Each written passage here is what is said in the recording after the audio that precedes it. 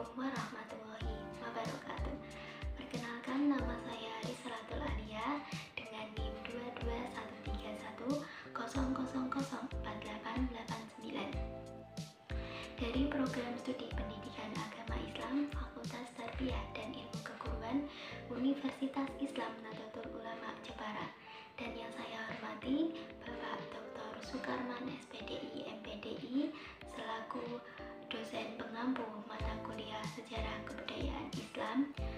Di sini saya akan melaksanakan simulasi pembelajaran untuk memenuhi tugas mata kuliah Sejarah Kebudayaan Islam dengan materi ajar kelas 4 Madrasah Ibtidaiyah.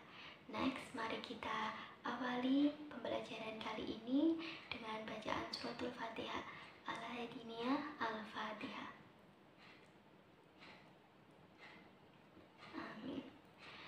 Selanjutnya kita akan membahas materi yang pertama, yaitu tentang ketabahan Nabi Muhammad SAW dan para sahabatnya dalam berdakwah. Langsung saja kita memasuki materi yang pertama, yaitu tentang ketabahan Nabi Muhammad SAW dan para sahabatnya dalam berdakwah.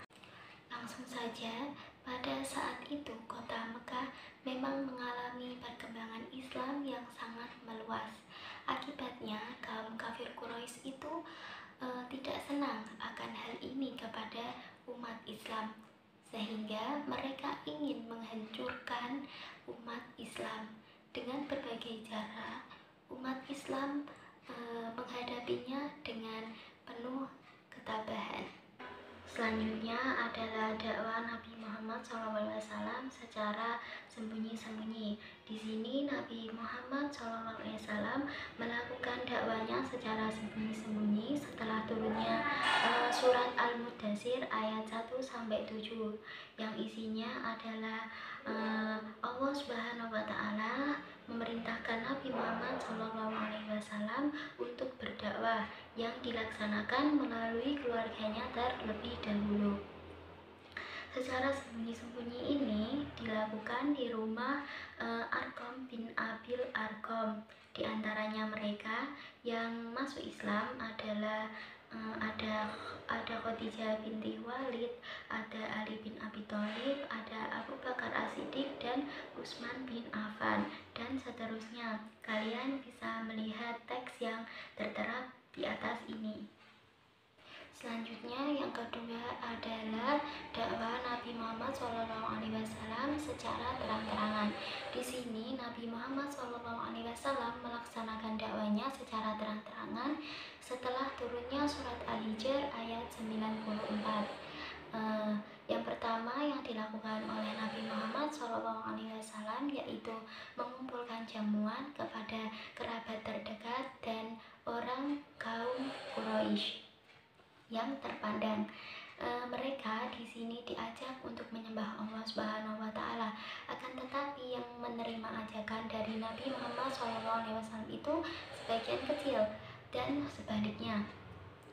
Sehingga paman Nabi Muhammad SAW itu menolak dan mengancam akan memusuhi Nabi Muhammad SAW. Siapa sih yang di sini tidak kenal dengan nama paman Nabi yang super duper itu? Ya, namanya adalah Abu Lahab. Walaupun beliau Nabi Muhammad tersebut diancam dan dihina oleh Abu Lahab, pamannya sendiri, beliau tetap sabar dan tidak putus asa. Nah, selanjutnya yang kedua yaitu tentang ketabahan Nabi dalam berdakwah. Yang pertama yaitu ketabahan atas ancaman dari paman Nabi Muhammad SAW. Siapa sih di sini yang belum pernah mendengar tentang Abu Lahab? Pastinya kalian sudah pernah mendengarkan ya.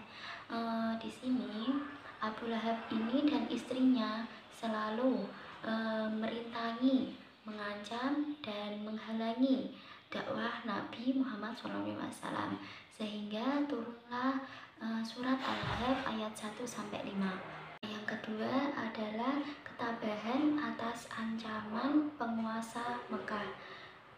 Bertambahnya pengikut menjadikan penguasa Mekah itu tidak rela melihat ajaran Islam ini berkembang pesat di kota Mekah, sehingga mereka membuat perjanjian berkumpul di Darun Nadwah untuk membuat skema apa yang kira-kira bisa menghancurkan dakwah Nabi Muhammad SAW. Sehingga mereka memutuskan untuk menyebarkan kebohongan Rasulullah SAW agar semua orang tidak mengikuti dakwahnya dan menghindari jejak dari dakwah Nabi Muhammad SAW. Yang ketiga yaitu ketabahan atas siksaan dari kaum kafir Quraisy. Dengan berbagai macam cara, kaum kafir Quraisy menghalangi dakwah Nabi Muhammad SAW dengan berbagai macam siksaan, yaitu dengan melempari kotoran yang sangat berbau menyengat saat Nabi hendak melakukan sholat. Dan ketika Nabi berjalan di suatu tempat akan dipukul dengan pukulan yang begitu keras. Mereka berpendapat bahwa hal ini akan melemahkan Rasulullah SAW. Yang keempat yaitu tentang ketabahan dalam pemboikotan yang dilakukan oleh Bani Hashim. Siapa sih yang tidak tahu tentang arti pemboikotan? Pemboikotan sendiri artinya sama halnya dengan pengucilan. Di sini kaum kafir Quraisy melakukan pemboikotan terhadap Bani Hashim dikarenakan kaum kafir Quraisy itu mengira Bani Hashim itu membela dan melindungi Nabi Muhammad SAW. Sehingga adanya pemboikotan tersebut, Nabi Muhammad dan para masyarakat sekitarnya mengalami kelaparan, kemiskinan, dan agama pun tidak berkembang. Penempelan pemboikotan pada dinding Ka'bah akan dicabut apabila menyerah atau menyerahkan Nabi Muhammad SAW untuk dibunuh. Akan tetapi para kaum muslimin tidak menyerahkan Nabi Muhammad dan tetap melindungi beliau dari ancaman-ancaman tersebut. Sampai halnya pemboikotan tersebut telah berjalan dalam waktu beberapa tahun, dan pada kenyataannya pengumuman pemboikotan tersebut telah dimakan oleh rakyat, dan akhirnya pemboikotan tersebut tidak mampu memaksa umat Islam untuk meninggalkan agamanya. Hal ini merupakan berkat para kaum muslimin dalam mempertahankan dan melindungi Nabi Muhammad SAW. Selanjutnya yaitu materi tentang ketabahan para sahabat dalam berdakwah. Yang pertama adalah ketabahan Khadijah binti Khuwailid. Siapa sih kira-kira di sini yang tahu tentang Khadijah binti Khuwailid itu siapa? Jadi Khadijah binti Khuwailid itu adalah istri dari Nabi Muhammad SAW yang rela memberikan semua hartanya demi kelangsungan dakwah Nabi Muhammad. Akan tetapi Khadijah mendapatkan ancaman dan cacian terhadap dari kaum kafir Quraisy. Mereka menyuruh untuk menghentikan dakwah Nabi Muhammad SAW. Akan tetapi Khadijah menolaknya. Nah, kita lanjutkan yang kedua yaitu tentang ketabahan Abu Bakar As-Siddiq. Abu Bakar As-Siddiq merupakan sahabat Nabi Muhammad yang selalu menemani Nabi Muhammad SAW dan sering bersama-sama untuk menunaikan ibadah sholat. Pada suatu ketika Abu Bakar meminta izin kepada Nabi Muhammad untuk menyampaikan khutbah kepada kaum kafir Quraisy, yaitu guna untuk mengajak kaum kafir Quraisy supaya menyembah Allah Subhanahu wa Ta'ala. Akan tetapi kaum kafir Quraisy malah menanggapinya dengan sebuah pukulan, dan akhirnya pun Abu Bakar terjatuh. Dan tidak lama kemudian datanglah keluarga Taimi untuk menolong Abu Bakar As-Siddiq dan dibawa ke rumah ayahnya, yaitu Abu Quhafah.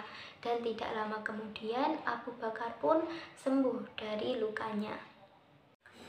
Selanjutnya yang ketiga yaitu tentang ketabahan dari Bani Sumayyah. Di sini Yasir merupakan suami dari Sumayyah dan merupakan sahabat dekat dari Nabi Muhammad SAW. Mereka sering diberi siksaan oleh majikannya, yaitu Abu Jahal, di bawah teriknya panas matahari. Mereka diikat, diseret dan dijemur di panasnya terik matahari dengan beralaskan pasir yang dibakar. Lanjut yang keempat yaitu tentang ketabahan dari Arqam bin Abil Arqam. Di sini Arqam bin Abil Arqam merupakan sahabat dekat dari Nabi Muhammad SAW yang merupakan salah satu seorang sahabat yang rumahnya digunakan untuk berdakwah oleh Nabi Muhammad SAW secara sembunyi-sembunyi. Sampai halnya Arqam bin Abil Arqam ini mendapatkan ancaman untuk meninggalkan ajaran Islam tersebut. Akan tetapi beliau tetap sabar dan tabah menghadapi semua ini dan tidak goyah dengan keimanannya.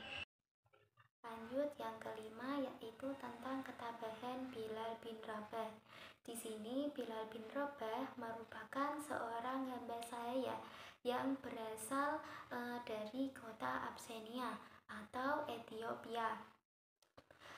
Bilal bin Rabah dibeli oleh Umayyah bin Khalaf yang merupakan seorang pemuka kaum kafir Quraisy dan penentang dakwah Islam.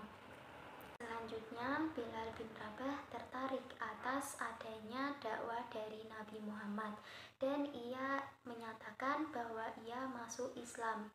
Dan kemudian Umayyah mendengar akan hal ini dan Umayyah pun marah terhadap Bilal dan memberikan siksaan kepada Bilal yaitu berupa cambukan.